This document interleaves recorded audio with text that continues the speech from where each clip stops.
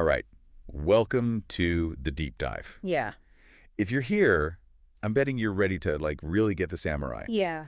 Who they were, what they did, what they're all about, without, Yeah. drowning in a sea of dates and games and battles. Exactly. Yeah, and we're going to do exactly that. No worries. So we're going straight to the source with Alexander Bennett's Japan, the ultimate samurai guide. It's well, it's pretty much what it says on the tin. It really is. Yeah. It's a fantastic resource for, getting to the heart of the samurai world. It is. It is. So, what's our mission here today? Well, I think we want to paint a clear picture, Mm-hmm. of where the samurai came from, how they rose to power, Yeah.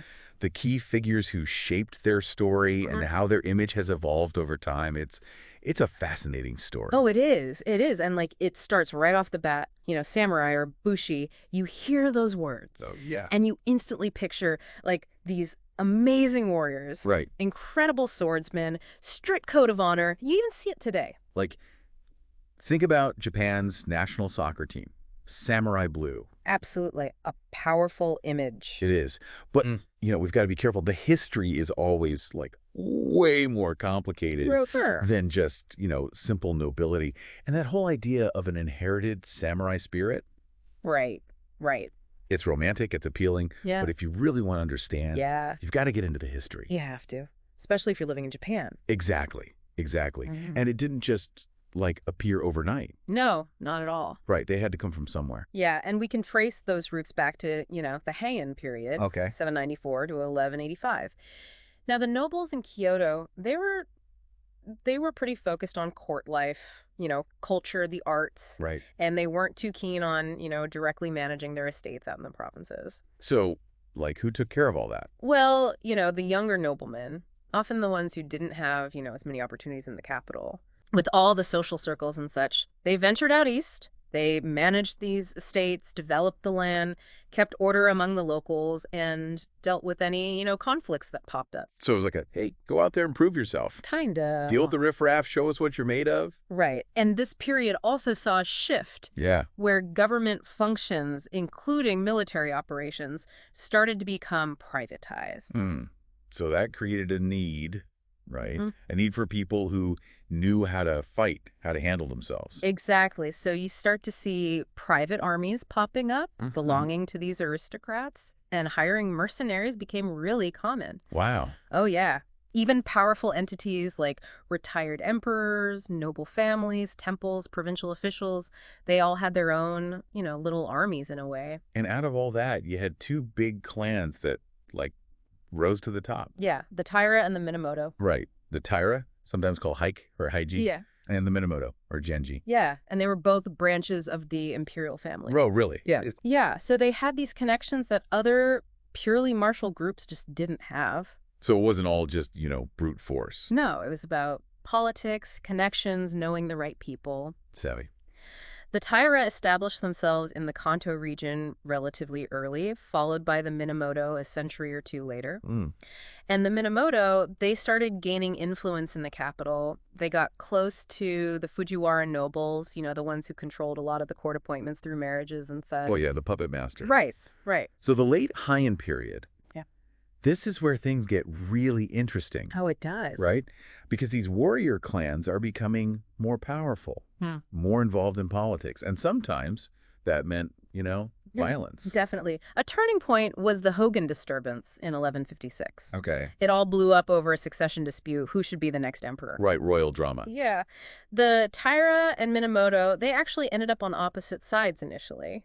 Oh, right. But in the end, both Minamoto Yoshitomo and Taira Kiyomori supported the winning side, Emperor Go-Shirakawa. And I bet Taira Kiyomori got some Oh, yeah. nice rewards for that. Big time. But then just a few years later, in 1160, Minamoto Yoshitomo. Okay. Maybe he was feeling a bit overshadowed by Kiyomori. Yeah. He launched this coup, the Haji disturbance, trying to take down the Taira. Bold move. It was, but it failed. Yoshitomo was killed, and the Minamoto were basically pushed out of the power center. Ouch. The Taira under Kiyomori were now in control, but here's the thing. Yeah. Kiyomori decided not to execute Yoshitomo's young sons, Yoritomo and Yoshitsune. Interesting. Yeah, he exiled them. And that decision, well, it came back to haunt him later on. It always does, doesn't it? It seems like it. Okay, now I think it's time for a little clarification, right? We throw around bushi and samurai like they're the same thing. Yeah, good point. But originally, bushi was more of a general term, right? Just meaning warrior. Right, not necessarily tied to any specific lord. Okay. And back in the Kamakura period, even earlier, warriors were often called mananafu or tsumono. Right, those terms were pretty common. Interesting. So where does samurai actually come from? Well, it evolved from saburai, Okay. which is a verb meaning to serve or wait upon. So it reflects that initial role of, like, attendants or bodyguards to the nobility. Protecting the VIPs. Yeah, exactly. And samurai slowly morphed into samurai around the 16th century. Got it. So during the Tokugawa period, the warrior code, was it always called Bushido? Well, not always. There were other names too, like Shido or Budo. Shido was actually pretty prominent. Okay. And I guess samurai really took hold in the West. Yeah, especially after the Meiji Restoration. Right. While Bushi is still more common in Japan. Okay, I see. So we've set the stage. We know the players. Yeah. Time for some action. The Jinpei War. 1180 to 1185. Remember Prince Mochihito? Oh, yeah, the one who got passed over for the throne. Exactly. He basically calls out the Minamoto, says, hey, help me get rid of these Tairo, will ya? And Yoritomo, he was ready for this moment. Oh, yeah, revenge time. He wanted to avenge his father, get the Minamoto back on top. Right. But the Taira, they were, like, strong at first. Oh, yeah, they had the early advantage. Okay. Kiyomori, he was consolidating power, even put his own grandson, Antoku, on the throne. Wow. A real dynasty in the making. It looked that way. But Yoritomo, he was smart. Right. He was operating from the eastern provinces. Right. Far from the capital. Yeah, building up his support base. Promised land to his Minamoto kin in exchange for loyalty. Classic tactic. Works every time. Land for loyalty, who can resist? Not many. And the Taira, they might have gotten a little too comfortable in Kyudo. You know, living the good life, forgetting how to fight. Maybe something like that. Anyway, after 5 years of intense battles, they were defeated. The final showdown was the naval battle of Donora in 1185. Okay, epic battle time. It was. Facing defeat, Kiyomori's widow, Tokiko, Yeah. she did something dramatic. What's the... Jumped into the sea with the young Emperor Antoku and the imperial regalia, didn't want them falling into enemy hands. Wow. A true power move, right to the very end. Absolutely. And so the Minamoto emerged victorious. Yeah. Yoritomo. He established the first warrior-led government in Japan, based in Kamakura, Right. near modern-day Tokyo. It was separate from the imperial court in Kyoto. So 2 centers of power now. Right. Kyoto for culture and tradition, Kamakura for security and the military. It was the start of the Kamakura period, 1185 to 1333. Now, I think to really understand the early samurai, we need to talk about some key players. Absolutely. And first up, the big man himself. Minamoto no Yoritomo. 1147 to 1199. The guy who made it all happen. Yeah, he was very deliberate, very strategic. Okay. He knew he needed the emperor's backing. Yeah, can't just be another rebel, right? Exactly. So he presented himself as a savior, rescuing the court from the Taira. Smart PR move. Very. And the emperor giving him the title of shogun, that legitimized his authority in Kamakura. And he wasn't just good at politics. Right? No, he was a brilliant military leader, too. He knew how to gain loyalty. Okay. Rewarded his vassals with land, titles, the whole feudal system. Classic move. Yeah. Land for loyalty. But he was also paranoid. Right. Oh, yeah, big time. Eliminated anyone he saw as a threat, even family. Ruthless. A reminder of how things were back then. Absolutely. Okay, now here's something I've always wondered about. Yeah. The shimage top knot. Oh, yeah, that iconic hairstyle. The shaved patey, the long hair tied up. Classic samurai look. Yeah. But, like, it wasn't just for looks, right? No, it was practical, too. Those big helmets they wore, the Budo. Yeah. Shaving the top kept things cooler, less sweaty. Makes sense. And the top knot added some padding inside the helmet. So they wouldn't get, like, helmet hit. Exactly. Plus, imagine fighting with a full head of hair flying around. Yeah, not very practical. And, of course, looking dignified, even in death. Right. Appearances matter. Especially for a samurai. But then, you know, the Meiji period comes along. Japan is modernizing like crazy. Yeah. They want to shed all those old feudal symbols. And the shonmage, Yeah. it was on the chopping block. Literally. Yeah. The cropped hair edict of 1871 encouraged men to adopt Western hairstyles. Wow. They even say some samurai rushed to photography studios to get their picture taken with their shonmage before they cut it off. That's amazing. The little piece of history preserved. Yeah, it's a fascinating story. And today, we still see the chômage, right? Well, kind of. Sumo wrestlers. Yeah, they still sport the top knot, although not always with the shaved pate. All right, right. Unless they're, Experiencing a little natural thinning. Exactly. But the ritual of cutting it off for retiring wrestlers? Oh, yeah. It's still a big deal. Absolutely. It's steeped in tradition. Okay, so we've talked about Yoritomo. Mm-hmm. Now let's move on to another big name, Minamoto no Yoshitsune. 1159 to 1189. A true hero, but a tragic one. Yeah, the guy who could have been shogun. Maybe. He was Yoritomo's younger brother and a military genius. Yeah, he basically won the Genpei War for them. Pretty much. Remember how the brothers were exiled as kids? Yeah. Yoshitsune was sent to a temple on Mount Kurama near Kyudo. Okay. And legend says that's where he learned swordsmanship. Whoa. From a temple? Not just any teacher. From the mythical Tengu. The Tengu. Like those creatures with the long noses? The very same. So Yoshitsune, he was this amazing warrior. Yeah. But he had a really rough life. Yeah. His own success made him a target. Right. Jealousy, backstabbing, the usual stuff. Right. People whispered to Yoritomo that Yoshitsune was getting too powerful. Sounds familiar. And Yoritomo, he was already paranoid. Yeah, wasn't taking any chances. No. Even Emperor Go-Shirakawa was stirring the pot. Oh, that guy. Always up to something. Always. So by late 1185, Yoshitsune knew his brother was out to get him. Oh. He thought about fighting back, but he was betrayed Wow. and forced to flee Kyoto. Ended up finding refuge with Fujiwara Hidehira. The guy who looked after him during his first exile? Yeah, that's the one. So Hidehira dies in 1187. Okay. And his will supposedly names Yoshitsune as his heir. Whoa, really? That's the story. But Hidehira's son, he wasn't happy about that. Yeah, I bet not. So he betrays Yoshitsune, tells Yoritomo where he is. So they send an army after him. Yeah, and this is where Benkai comes in. Denkibo Benkai. Yoshitsune is like super loyal companion. The one and only. They're holed up in a mansion, Okay. and Benkai, he single-handedly holds off the attackers. Wow, that's crazy. It's legendary. Gives Yoshitsune time to kill his wife. Oh, no. And then himself. Tragic. So they send his head back to Kamakura. Yeah, to prove he was really dead. And people were, like, devastated. Oh, yeah. They saw his head and mourned this great hero. There's even a story that Yoritomo died. Yeah. Because he fell off his horse. Uh-huh. And people said it was Yoshitsune's ghost getting revenge. There are a lot of theories about Yoshitsune's death. Some even say he escaped and became Genghis Khan. Whoa, from Genji to Genghis. That's wild. I know, right? So even Yoritomo's supporters, Yeah. they acknowledged Yoshitsune's bravery, his sense of justice, but condemned him for rebelling. It's complex, isn't it? It is the whole Hogan Beaky thing, sympathizing with the underdog. Yeah, it resonates even today. It does. Okay, so we've seen the rise of the samurai, the Genpei War, these key figures. What happens next? Well, Yoritomo's government, Yeah. it didn't last forever in its original form. Okay. His sons, they didn't rule for very long. Right.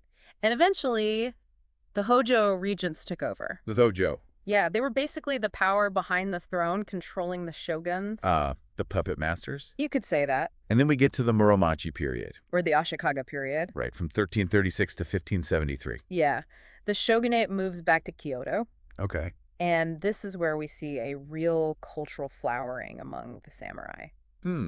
So they weren't just warriors anymore. Well, they were still warriors. Right. But they also became patrons of the arts.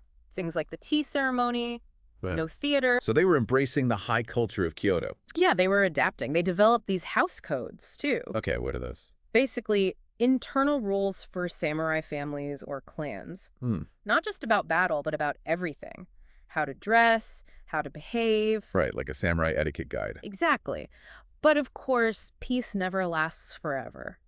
Unfortunately not. A dispute over succession, and boom. Back to fighting. The Onin War, 1467 to 1477. Okay. What was that all about? Well, it started as this family feud within the Ashikaga clan. Family drama. But it escalated. A bit. A lot of powerful vassals got involved, used it to settle old scores. Right, opportunity knocks. And Kyoto was devastated. Wow. The shogunate's authority, it was weakened. They didn't have a big army, couldn't really control these powerful regional lords. So like a power vacuum. Exactly. And that leads us to the Sengoku period. The Warring States period. Yeah, 1467 to roughly 1603. It was anarchy, constant warfare. And this is where the daimyo come in. Yeah. Yes. They were essentially independent rulers within their own domains. Powerful regional lords. Yeah, they rose to prominence during this chaotic time. Forming alliances, breaking them, fighting for more power. That's the Warring States period in a nutshell. And warfare was changing too, right? Oh, yeah. It became much larger scale, more organized. Okay. Peasant infantry, the Ashigaru, Yeah. they became really important, armed with pikes and, crucially, firearms. Guns. That changes everything. It did. And that brings us to the Azuchi Momoyama period. Okay, from about 1573 to 1600. This is when Japan starts to unify. Right. 3 big names. Oda Nobunaga, Toyotomi Hideyoshi, Tokugawa Ieyasu. The 3 unifiers. Like, there's even that analogy, That's right? cake analogy. Yeah. Nobunaga made the cake, Hideyoshi baked it, and Ieyasu got to eat it. Yeah, that's a good one. Okay, so first up, Oda Nobunaga. 1534 to 1582. Ruthless but brilliant. Yeah, he was the one who started bringing all those feudal lords under control. After a century of chaos. Right. He wasn't messing around. No, he wasn't. He expanded his territory, adopted new technologies, new ways of organizing his armies. And he was pretty brutal, right? He could be. He's notorious for suppressing Buddhist forces. Like the burning of Enrakuji Temple. Oh, yeah, on Mount Hai. Thousands were killed. That's intense. It's a different time. But his death, Yeah. it's still a mystery. Betrayed by one of his own generals, Akechi Mitsuhide. Yeah, at Hanaji Temple in 1582, the temple was burned down, and Nobunaga, he committed suicide. Wow. And no one really knows why, right? No, there are tons of theories. Was it Mitsuhide's ambition, a grudge, a conspiracy involving Hideyoshi, or even Tokugawa Ieyasu? Some even say court nobles or Christian missionaries were involved. The real whodunit. It really is. Oh, and speaking of Nobunaga's rivals, Yeah. Takeda Shingen, he was a formidable one. Yeah, I've heard of him. His battle standard had the motto Furin Kazan. Wind, forest, fire, mountain. Yeah, a quote from Sun Tzu's Art of War. So, like, be swift, be silent, attack fiercely, and be unyielding. Exactly, a powerful message. It is. Okay, so Nobunaga's gone. Yeah. Who takes over? Toyotomi Hideyoshi. 1537 to 1598. He was Nobunaga's right-hand man, but he started as a peasant. Wow. Talk about a rags to riches story. It's an incredible rise to power. He was a brilliant strategist and politician. Okay. He continued Nobunaga's work, consolidating power. Uh-huh. But he had his own quirks. Became quite paranoid later on. Yeah, it's a tough job being in charge. It is. He did implement some big social changes, though. Like what? The sword hunt. Okay, disarming the population. Yep. Wanted to solidify the separation between the warrior class and everyone else. Control the weapons, control the people. Right, and he was really suspicious of Christians. Uh-huh. Even ordered Senorikyu to commit suicide. Senorikyu, the tea master. Yeah, a huge cultural figure. No one's quite sure why Hideyoshi did that. Another mystery for the history books. It is. And then there were his ambitions outside Japan. Okay. He launched those invasions of Korea in the 1590s. Didn't go so well, though, right? No, they ended in failure. And then there's a whole thing with his nephew. Yeah, he ordered him to commit suicide. To ensure his own son, Hideyori, would inherit everything. Ruthless. But I guess that's how it was back then.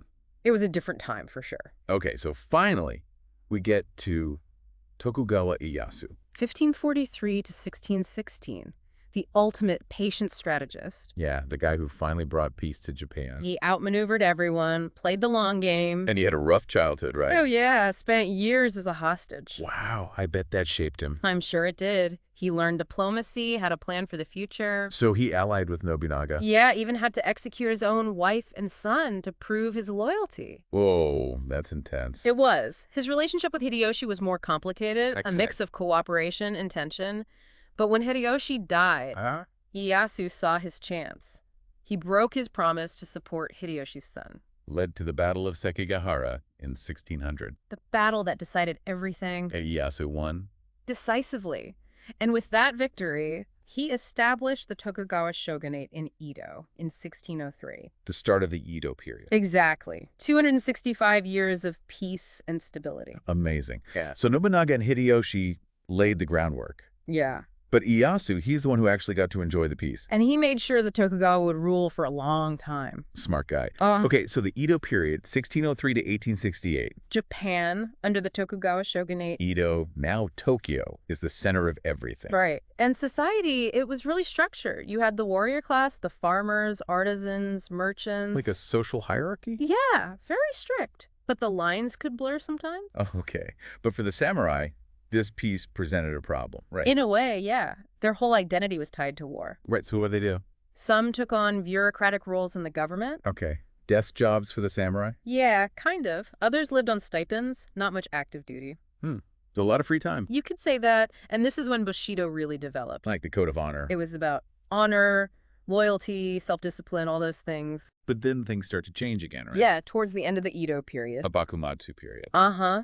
Growing discontent with the shogunate. Okay. And then Commodore Perry shows up in 1853. With his big black ships? Yeah, demanding that Japan open up to trade. And people were not happy about that. No, a lot of xenophobia, fear of foreigners. And the samurai. Some of them led the charge against the shogunate. Okay. They wanted to restore the emperor to power. The Sonojoy movement. Right, revere the emperor, expel the barbarian. So it all leads to the Boshin War. And the Meiji Restoration in 1868. A new era for Japan. The Meiji emperor was back in charge. And the Meiji period, 1868 to 1912. Japan modernizes at a crazy pace. Yeah, they're adopting Western technology, changing everything. The old class system was gone. Samurai became shizoku. Commoners were heimin.